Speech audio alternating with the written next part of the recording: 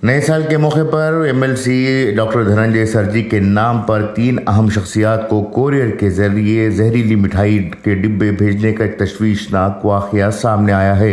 Doctor Dhananjay सरजी के मुताबिक एनईएस इंस्टीट्यूशंस के सेक्रेटरी नागराज, डॉक्टर अरविंद और डॉक्टर केएस पवित्रा को इनके नाम पर मिठाई के डिब्बे भेजे गए थे। नागराज ने मिठाई चखने के बाद इसका जायका कड़वा महसूस किया, जिस पर उन्होंने मामला विधान परिषद के रुकन डीएस अरुण की तवज्जो में लाया। इसके बाद पता चला कि दीगर 2 डॉक्टरों को भी ऐसी ही मिठाई के डिब्बे भेजे गए हैं। जहरीली मिठाई के नमूनों को मजीद जांच के लिए लेबोरेटरी भेजा गया है ताकि मालूम हो सके कि मिठाई में क्या मिलाया गया है। इस हवाले से कोडे पुलिस स्टेशन में शिकायत दर्ज कराई गई है और एसपी के साथ भी बातचीत की गई है। डिब्बे के अंदर डॉक्टर धनंजय सरजी का नाम और तस्वीर छापे गए थे जो जाली साबित हुए हैं। डॉक्टर धनंजय सरजी ने कहा कि यह हरकत किसी ने बदनीयती के साथ की है। उन्होंने मुतालबा किया है कि मुलजिमान को जल्द अज जल्द गिरफ्तार किया जाए और सख्त सजा दी जाए। ब्यूरो रिपोर्ट, इनकलाब न्यूज़, शिवमोग्गा। ಹೊಸ ವರ್ಷದ ಈ ಒಳ್ಳೆಯ ಶುಭ ಸಂದರ್ಭದಲ್ಲಿ ನನ್ನ ಹೆಸರಿನಿಂದ ಒಂದು ಲೆಟರ್ಡ್ ಮಾಡಿ, ಲೆಟರ್ಡ್ ಅಲ್ಲ ಬರೀ ಫೋಟೋ ಹಾಕಿ ಕೆಳಗಡೆ ಶಾಸಕರು ವಿಧಾನ ಪರಿಷತ್ತು ನೈಋತ್ಯ ಪದವೀಧರ ಕ್ಷೇತ್ರ ಅಂತ ಹೇಳಿ ಕಳಿಸಿದ್ದಾರೆ. ಶುಭಾಶಯ ಪತ್ರದಲ್ಲಿ ಜೊತೆಗೆ ಒಂದು DTDC ಕೊರಿಯರ್ ಮುಖಾಂತರ ಒಂದು ಸ್ವೀಟ್ ಬಾಕ್ಸ್ ಹೋಗಿದೆ.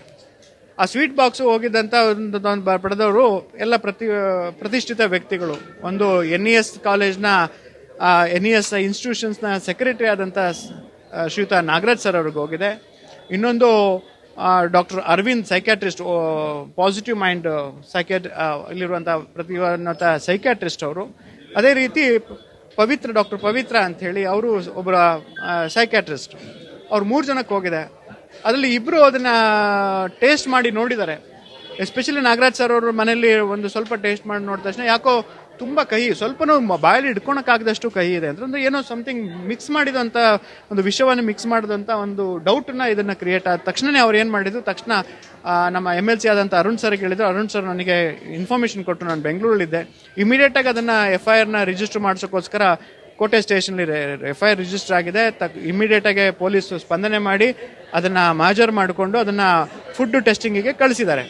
ಅವಾಗ DTDC ಕೊರಿಯರಿಂದ ಬಂದಿದೆ ಅಂತ ಗೊತ್ತಾದಾಗ ಇನ್ನೂ 2 ಹೋಗಿದೆ ಅಂದಾಗ ನಾನು ಪವಿತ್ರ ಅವರಿಗೆ ಫೋನ್ ಮಾಡಿದಾಗ ಪವಿತ್ರ ಅವರು ಅವ್ರ ಸ್ಟಾಫಿಗೆ ಕೊಟ್ಟಿದ್ದಾರೆ. ಆ ಸ್ಟಾಫ್ ಅದನ್ನು ಸ್ವಲ್ಪ ಟೇಸ್ಟ್ ಮಾಡಿದ ತಕ್ಷಣ ಅವರಿಗೂ ಅದನ್ನು ಸ್ವಲ್ಪ ಬಾಯಲ್ಲಿ ಹಿಡ್ಕೊಳಕ್ಕೂ ಆಗಿಲ್ಲ. ಆ ರೀತಿಯ ಅನುಭವ ಆದ ತಕ್ಷಣ ಅದನ್ನು ಹಾಗೆ ಅವರು ಚೆಲ್ಲಿದ್ದಾರೆ, ಬಿಟ್ಟಿದ್ದಾರೆ. ಅದು ಅದೃಷ್ಟವಶಾತ್ ಅರವಿಂದ್ ಸರ್ ಅವರು ಅದನ್ನು ನೋಡಿ ಹಾಗೆ ಇಟ್ಕೊಂಡಿದ್ರು. ಅವರಿಗೆ ಇನ್ಫಾರ್ಮೇಷನ್ ಕಳಿಸಿದ್ದೇವೆ. ಅಂದರೆ ನನಗೇನು ಹೆದರಿಕೆ ಏನಂದರೆ, ಈ ರೀತಿಯಲ್ಲಿ ಇದು ಎಲ್ಲ ದೊಡ್ಡವರಿಗೆ ಅದು ಓಕೆ, ಅದು ಮಕ್ಕಳಿಗೆ ಆದರೂ ಇದೇ ರೀತಿ ಸ್ವೀಟ್ ಹಂಚಿದ್ರೆ ಆ ದೊಡ್ಡವರಿಗಾದ್ರೆ ಅದನ್ನು ತಡ್ಕೊಳ್ಳೋವಂಥ ಶಕ್ತಿ ಇರಬಹುದು. ಪುಣ್ಯಕ್ಕೆ ತಿಂದಿಲ್ಲ, ಅವರು ಬಾಯಲ್ಲಿ ಸ್ವಲ್ಪ ಟೇಸ್ಟ್ ಮಾಡಿ ನೋಡಿದ್ದಾರೆ. ಅದೇ ಮಕ್ಕಳಿಗೆ, ಅಮಾಯಕ ಮಕ್ಕಳಿಂದ ತೊಗೊಂಡಿದ್ರೆ ಅವ್ರ ಜೀವಕ್ಕೆ ಏನಾದ್ರು ತೊಂದರೆ ಆದರೆ ಅಮಾಯಕ ಮಕ್ಕಳ ಪ್ರಾಣಗಳ ಜೀವದ ಜೊತೆಗೆ ಚೆಲ್ಲಾಟ ಆಡುವಂಥ ಒಂದು ವಿಕೃತ ಮನಸ್ಸು ಯಾರು ಅನ್ನೋದನ್ನ ಖಂಡಿತವಾಗ್ಲೂ ಪತ್ತೆ ಹಚ್ಚಬೇಕು. ಅದಕ್ಕೆ ಕೂಡಲೇ SP ಅವರಿಗೆ ಹೇಳಿದ್ದೇವೆ. ಹರೀಶ್ ಪಟೇಲ್ ತಂಡ ಮತ್ತು ಸಂತೋಷ್ ಸಬ್ ಇನ್ಸ್ಪೆಕ್ಟರ್ ಅದನ್ನು ಫಾಲೋ ಮಾಡ್ತಾ ಇದ್ದಾರೆ. ಕೂಡಲೇ ಅದನ್ನು ಹಿಡಿತೇವೆ ಅಂತ ಹೇಳಿದ್ದಾರೆ. ಆಲ್ರೆಡಿ ಆ ವ್ಯಕ್ತಿಯ ಒಂದು ಯಾರು ಇದ್ದಾರೆ ಅನ್ನೋದನ್ನ ಕೂಡ ಗಮನಕ್ಕೆ ಬಂದಿದೆ. ಅವನು ಫೇಸ್ ಮಾಸ್ಕ್ ಹಾಕೊಂಡು ಅದನ್ನ ಅವ್ರನ್ನ ಮಾಡುವಂತ ಒಂದು ಚಿತ್ರನೂ ಸಿಕ್ಕಿದೆ. ಖಂಡಿತವಾಗ್ಲೂ ನನಗೆ ಅವರು ಪೊಲೀಸರ ಮೇಲೆ ನಂಬಿಕೆ ಇದೆ, ಅವ್ರು ಹಿಡಿತಾರೆ ಅಂತ. ಅವನಿಗೆ ಕಠಿಣ ಶಿಕ್ಷೆ ಆಗಲೇಬೇಕು ಅಂತೇಳಿ ನಾನು ಆಗ್ರಹ ಪಡಿಸಿದ್ದೇನೆ. ಹೊಸ ವರ್ಷದ ದಿನ ಜನವರಿ 1 ಮಧ್ಯಾಹ್ನ 1:45 ಗಂಟೆಗೆ ಅಷ್ಟೊತ್ತಿಗೆ ನಮ್ಮ ಆಫೀಸಿಗೆ ಒಂದು ಕೊರಿಯರ್ ಬಂತು ಅಂತ ಹೇಳಿ ನಮ್ಮ ಆಫೀಸ್ನವರು ನಾನು ಮನೆಗೆ ಹೋಗ್ತಾ ಇರ್ಬೇಕಾದ್ರೆ ನನ್ನ ಕಾರಿಗೆ ತಂದುಕೊಟ್ರು.